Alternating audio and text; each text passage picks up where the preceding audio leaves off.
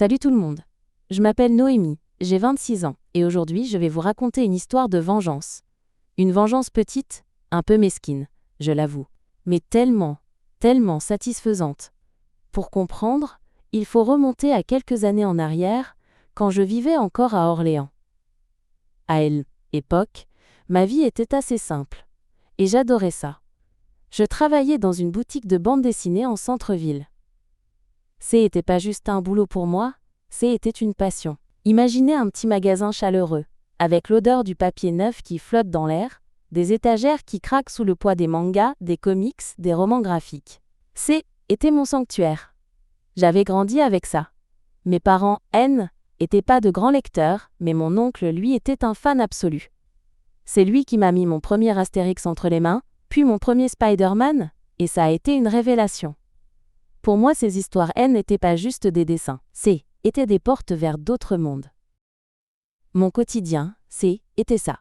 Conseiller des clients qui cherchaient une nouvelle série à dévorer, déballer les cartons de nouveautés du mercredi avec une excitation d'enfant, et surtout discuter avec les habitués. Dans une boutique comme ça, on finit par créer une petite communauté. Il y avait le père de famille qui venait chercher son manga de la semaine, étudiante en art qui cherchait l'inspiration. Le groupe de potes qui débattaient pendant des heures pour savoir qui gagnerait entre Hulk et Superman.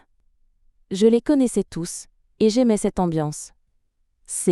Était un espace sûr, un lieu de partage. Le soir, après le travail, mon rituel était simple. Je rentrais dans mon petit appartement, je me préparais un truc à manger, et je me lançais dans un marathon de séries. Surtout de la science-fiction. Était ma façon de décompresser, de évader après une longue journée. J'avais décidé de me refaire l'intégrale d'une de mes séries préférées, Stargate SG-1. Je l'avais regardée plus jeune, mais je n'avais jamais eu l'occasion de voir les dernières saisons.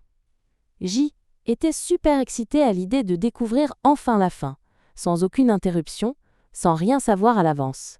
C'est là que les choses ont commencé à déraper. À cause d'un client. Un habitué. Appelons-le Marc. Marc était un client régulier, la trentaine, toujours là le mercredi pour récupérer sa pile de comics américains. Au début, il semblait sympa, un passionné, comme beaucoup. Il connaissait plein de choses, on avait eu quelques conversations intéressantes sur des arcs narratifs ou des auteurs. Le problème avec Marc, c'est qu'il avait ce petit côté « je sais tout ». Il aimait montrer qu'il en savait plus que les autres. Mais je mettais ça sur le compte de la passion. Après tout, on était tous un peu des geeks ici. Un jour, alors qu'il était au comptoir, la conversation a dérivé sur les séries télé. Il m'a dit qu'il était un grand fan de Stargate. Moi, naïvement, je me suis illuminée. C'est toujours cool de trouver quelqu'un qui partage les mêmes passions. Ah, c'est génial, je lui ai dit avec un grand sourire. Justement, je suis en train de tout re-regarder depuis le début. J'en suis à la saison 5. En plus, j'ai jamais vu les 3 dernières saisons, ni les spin-offs. J'ai trop hâte de voir comment ça se termine. J'attendais une réponse du genre « Oh, tu vas adorer !» ou « Profite bien, c'est excellent !» Mais ce n'est pas du tout ce qui est sorti de sa bouche. Il m'a regardé, a eu un petit temps d'arrêt, puis il a lâché, comme si de rien était « Ah, donc tu sais pas encore pour Roincy ?» Et là il m'a balancé une description super détaillée d'un événement majeur, qui se passe dans la toute dernière saison. Un truc énorme, qui change tout. Le choc. Mon sourire s'est figé. Était comme si on venait de me donner un coup de poing dans le ventre. J'ai mis quelques secondes à réagir. Wow! Non. Pas de spoiler. J'ai réussi à dire, en essayant de garder un ton léger, même si à l'intérieur je bouillais. Il a eu un petit rire gêné. Ah, oups, désolé. J'ai pas fait exprès. Sur le moment, je l'ai cru. Une gaffe, ça arrive. C'est maladroit, c'est frustrant, mais ça arrive. J'ai été déçue bien sûr. Il venait de me gâcher une des plus grosses surprises de la série. Mais j'ai décidé de passer l'éponge. Après tout, était un bon client. J'aurais dû me méfier. Ce était que le début point. La semaine suivante, il est revenu. Il a pris ses comics, et en arrivant au comptoir, il m'a regardé avec un petit air malicieux. Alors, t'as avancé dans Stargate ? T'es arrivé à épisode où le Dr Fraser, bam. Un autre spoiler. Moins gros que le premier mais un spoiler quand même. Un événement tragique et important pour un personnage que j'adorais. Cette fois, mon ton était plus ferme. Marc, s'il te plaît. Je t'ai déjà demandé de ne pas me spoiler. C'est vraiment pas cool. Il a encore fait semblant de s'excuser. Oh pardon, c'est sorti tout seul. Je pensais que tu avais déjà vu cet épisode, mais cette fois j'ai remarqué quelque chose. Un petit truc dans son regard. Un léger plissement au coin des yeux. Et surtout un début de sourire en coin. Un tout petit rictus, presque invisible. C'est là que j'ai commencé à douter. Il ne faisait pas ça par accident. Et ça a continué, toutes les semaines. C était devenu son petit rituel. Il arrivait, et la première chose qu'il faisait, C était de me lâcher une nouvelle info sur la série. Parfois, C était un détail sur un nouveau personnage. D'autres fois, C était la mort de quelqu'un. Ou encore le dénouement d'une intrigue qui durait depuis plusieurs saisons. À chaque fois, je lui demandais d'arrêter. D'abord poliment. Puis sèchement. Puis avec une colère froide. Mais rien n'y faisait. Le pire, Shuxi, était ce sourire. Ce petit sourire suffisant qu'il avait à chaque fois que je lui demandais d'arrêter. Il savait exactement ce qu'il faisait. Il prenait plaisir à me gâcher mon moment d'évasion. Mon petit rituel du soir, ma série doudou, était en train de devenir une source d'anxiété. Il avait pris en otage quelque chose que j'aimais, et il s'en servait pour exercer une sorte de petit pouvoir mesquin sur moi. Ça a duré 2 mois. 2 longs mois où chaque mercredi j'appréhendais sa venue. Le magasin, mon sanctuaire, était devenu un lieu où je me sentais piégée. Il avait réussi à empoisonner l'un des seuls endroits où je me sentais vraiment bien. Ma confiance dans les gens, ma patience, tout ça commençait à s'effriter. Je devenais méfiante, sur la défensive.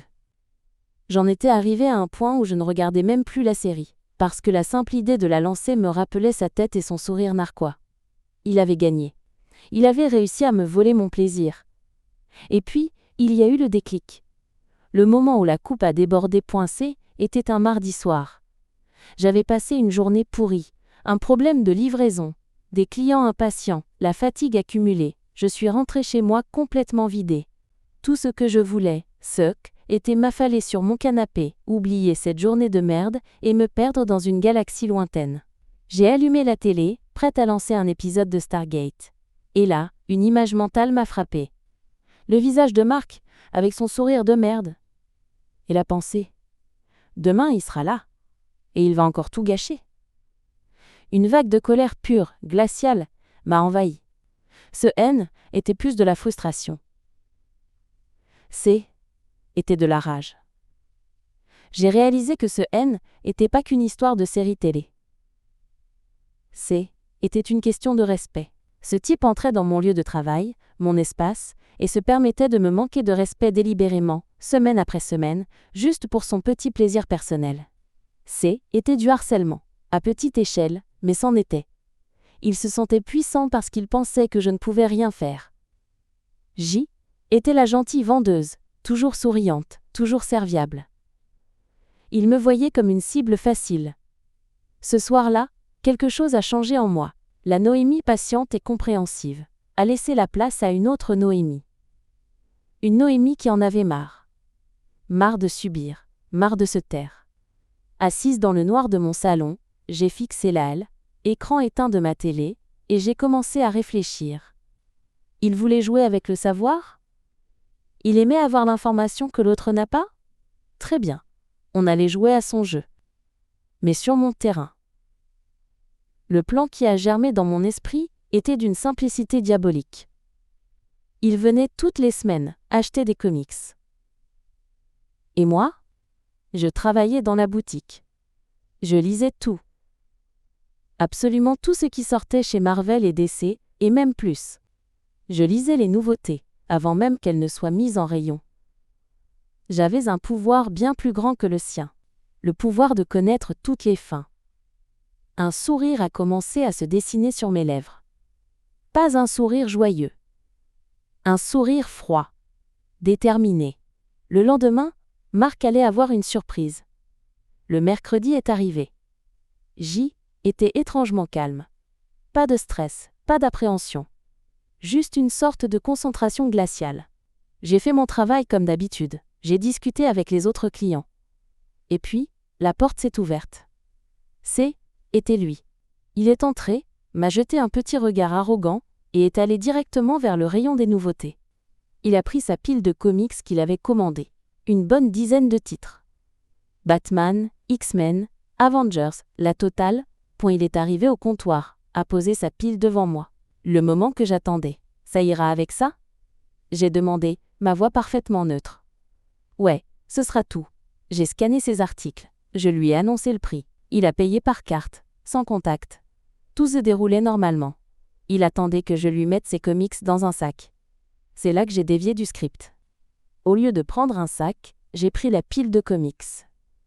Et lentement, très lentement, je les ai étalés en éventail sur le comptoir, les couvertures bien visibles, comme un croupier qui étale ses cartes. Il m'a regardé, un peu surpris. J'ai levé les yeux vers lui, et je lui ai offert mon plus beau sourire. Un sourire qui n'atteignait pas mes yeux. Belle sélection cette semaine, Marc, j'ai commencé, d'une voix douce, presque mielleuse. J'ai pointé du doigt la couverture de Batman. Ah, celui-là, il est incroyable. Surtout la fin. Tu vas voir, tout le monde pense que le Joker est mort, mais en fait, il se échappe grâce à un passage secret sous l'asile d'Arkham. C'est Harley Quinn qui l'a aidé. Son visage a commencé à se décomposer. Le petit sourire en coin a disparu, remplacé par de l'incompréhension. Je n'ai pas attendu sa réponse. J'ai glissé mon doigt sur la couverture des X-Men, juste à côté. Dans celui-ci, l'intrigue sur le traître est super bien menée. Pendant tout le numéro, tu penses que c'est Gambit, mais à la toute dernière page, tu découvres que c'est le professeur X qui est contrôlé mentalement depuis le début par Cassandra Nova. C'est un choc. Son expression a viré à la stupeur.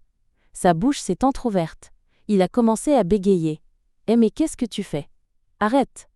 Je l'ai ignoré. Complètement. Mon doigt a continué son chemin vers le comics Avengers. Oh, et celui-là, le combat contre Kang est épique. Mais la vraie révélation, c'est qu'Iron Man ne meurt pas en se sacrifiant. Il est juste transporté dans une autre dimension. On le revoit à la fin, dans une scène post-générique. Il était en train de passer de la stupeur à la colère. Ses joues devenaient rouges. J'ai dit arrête. Tu es sérieuse ? J'ai continué imperturbable. Un par un. Pour chaque comics posé sur ce comptoir, j'ai révélé le twist final, la mort d'un personnage, l'identité du méchant, la conclusion de l'intrigue. J était un missile à tête chercheuse de spoilers, et chaque phrase était une explosion qui détruisait son plaisir de lecture future. Quand j'ai fini avec le dernier comics, un silence de mort est tombé dans la boutique. Les quelques autres clients présents nous regardaient, médusés. Marc était là, debout, les poings serrés, le visage cramoisi. Il me fusillait du regard, mais il était sans voix, complètement KO. J'ai rassemblé les comics en une pile bien nette et je les poussai vers lui. Voilà pour toi. Passe une bonne semaine, Marc, j'ai dit, toujours avec ce sourire glacial. Il n'a pas dit un mot. Il a arraché les comics du comptoir, les a fourrés en vrac dans son sac, et il est sorti de la boutique en trombe, manquant de percuter la porte. Je suis resté un instant derrière mon comptoir, le cœur battant à tout rompre. Et puis, une vague de soulagement et de satisfaction m'a submergé. Était fait. Après ce jour-là, Marc a continué de venir à la boutique. Il fallait bien qu'il récupère ses commandes. Mais il ne m'a plus jamais adressé la parole. Il arrivait, prenait ses affaires sur le comptoir, payait, et partait sans un regard. Fini les discussions. Fini les sourires en coin. Et surtout, fini les spoilers sur Stargate. Le silence était assourdissant. Et était la plus douce des victoires. Est-ce que était petit ? Oui, sans aucun doute. Est-ce que je le referais ? Absolument. Parfois, la seule façon de se faire respecter par des gens qui ne comprennent que le pouvoir et la mesquinerie, c'est de leur parler dans leur propre langue. Il voulait me montrer qu'il pouvait ruiner mon plaisir avec son savoir. Je lui ai juste montré que dans mon royaume, la boutique de comics, c'est moi qui connaissais toutes les fins. J'ai enfin pu finir Stargate en paix. Et croyez-moi, même en connaissant quelques spoilers, la fin était absolument délicieuse. Si mon histoire vous a plu, likez la vidéo et abonnez-vous pour écouter d'autres histoires comme la mienne.